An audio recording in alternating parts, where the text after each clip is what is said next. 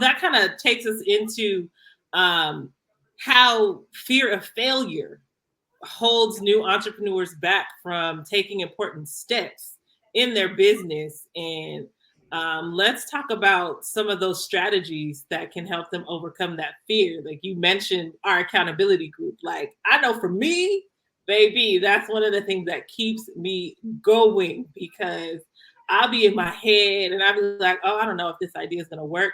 But having a group of people who are like minded, who are heading towards the same goal as you. I mean, we might not be doing the exact same thing, but we got the same vision in mind. Like we have the same end goal. And so being able to bounce those ideas off of each other, being able to have that sounding board, I think is one thing that can definitely help with getting out of your own way and having that fear of, oh, I don't know what to do, because you're only talking to yourself if you don't create that space, which I think. Yeah, man, listen, like I tell you, Team Bay is unmatched. Can't nobody do this. Team Bay is unmatched. And it's funny because we didn't start this way, right? And so, we're all in the same, we all started in the same coaching program. We were, under the same coach. And it was after, I think, trip number 2, actually, trip number 1, I don't know, I think it was in Cancun. And there, yeah, we were talking about, getting an accountability group. And we did, and it was just like we were, there was a morning group, then there was an evening group, and then the evening group just kind of went to like us three. And then of course I'm that person. For those that know me, knows I love patterns and like trying to find something. I was like, wait a minute, our initials, they spell Bay, because baby. We were on there every night knocking it out. We were pushing each other. And like these two right here, they definitely pushed me, even what was it? It's been a long week, but this week, I was just like, I need help because, I can have all the ideas in the world and I can push other people, but sometimes I don't push myself. And so I needed them to push me. So I told them what I needed. And then like Estee started, she was like, all right, so what's the end goal? What steps do you need to take? What do you have now? And then we got on the call that night and they both were like, all right, go. Right. And so like, and then I sent the screenshot to Alicia, and like, she was proud because I had gotten a lot done. And I was like, because I can't, you can always let yourself down, right? Because you can rationalize, like as he said, you always come up with a reason not to do something. But like when there are other people who are holding you accountable, you don't want to have to tell them that you didn't do something. And right. So that definitely helped me by telling them, one, for me to say I need help. That, going back to that getting in my own way, like I needed to be able to say that I needed help, and I needed to be able to identify what it is that I needed help with, and so that they knew how to then get me on. Like I said, after I said I needed help, I did that. It was early in the day by push group. That's what our group is our push group. Like I got so many things done that night, and that was again because I was being held accountable by somebody outside of my head that I knew I didn't want to disappoint. Yeah, that's monumental, right? Because as you said, it has been a long week. And so you asking about like how can the fear of failure get in the way? I promise you guys that like that was something that I was really dealing with this week, because there were things were going on, right? And life was life, and life, that's one thing. Life is going to continue to life, whether you work for someone else or whether you work for yourself. Like, and it usually we're finding a pattern, right? So you'll have this little spurt of success, and then something will just come right in, and you're like, dang, I was just on top. Like, what in the world just happened? And that was something that I was dealing with this week. And when you have the fear of failure, it holds you back from taking risks, right? And so because you are afraid for whatever reason, it could be you're afraid of what other people think about you, right? You're afraid of losing money, right? Like, what if I invest this money in this and it doesn't give me the return that I thought that it would give me, right? Mm-hmm. Or you might have the fear of success. Like, Mm-hmm. what if I sell this 5-6 figure package and then like they say yes, like how do I prepare for that? Like, what am I gonna do? So it's all of those scenarios of being just afraid, and so that fear will stop you from catapulting Mm-hmm. into what you need to be walking in. It stifles your journey, but that's a real thing that we have, because like I said, myself and Estee, we're at home and B is at work, but we're all together, we're all investing money. And so the money that you invest, especially for Estee and I, like, it's no other income that's coming in that's going to replace the money that you are actually investing in your business. Now, B has a little bit more of a leeway. And so that, I think that dynamic of us three grounds us in the fact that, hey, you got to get it done regardless of if you are scared or not. Like, do that stuff scared, like proceed, like just get something out of there. And we know that, right? The thinking of perfection will hold you back, because you'll just keep on working on stuff and working on stuff and working on stuff. And it's like, girl, like, you didn't put everything in it that you need to. Get it where it needs to go. Like, let the people see it. And so that fear of failure, ooh, Girl, I have to put that demon in therapy, y'all. Like, yeah, she gotta go to therapy. Like, go on over there somewhere. Like, for real. Like, yeah. You know, it's funny because you said do it scared, and I think that's the thing we keep pushing ourselves to do, is do it scared, right? And that's what we're told. And it's funny because I listened to this podcast one day. I was on my walk, had to make sure I didn't like bust my behind because I was taking notes on my phone too.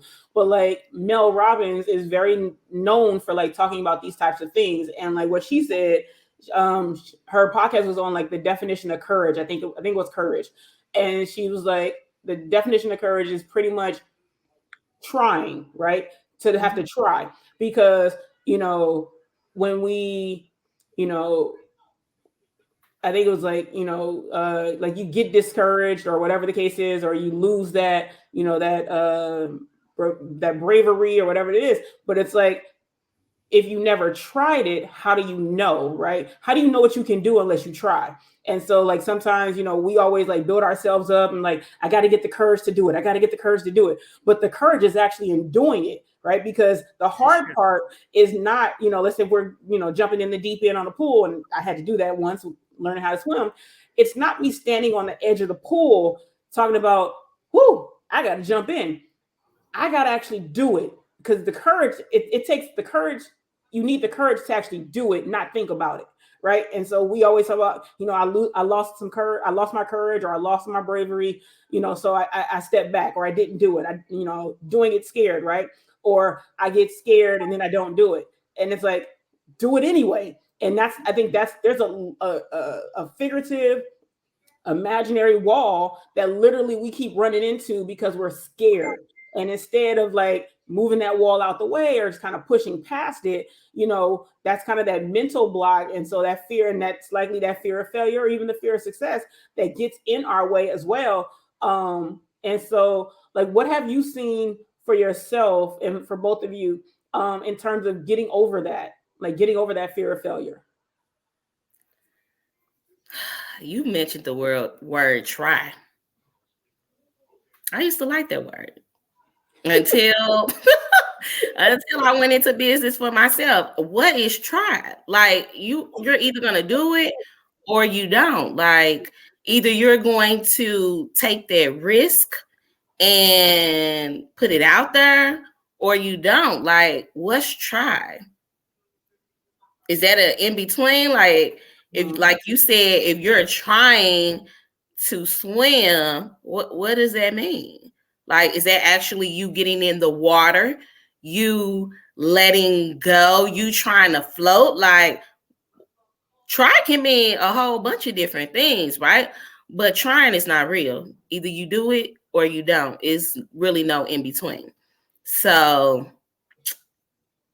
that's what I say. I feel you, you know, and with the definition of try, yeah, definitely. I think it's more so you have to do it, right? And I agree with you. You have to just do it because, you know, I'm gonna do it or I do it. And that's the difference, I think, with that. So yeah, like I think that's very important. And then I know Estee looks It's good just over like my here. kids, you know, when they bring home a report card and you know it's a grade. First of all, as an educator with kids, let me tell y'all, I do have a different type of philosophy when it comes to my children and how they work.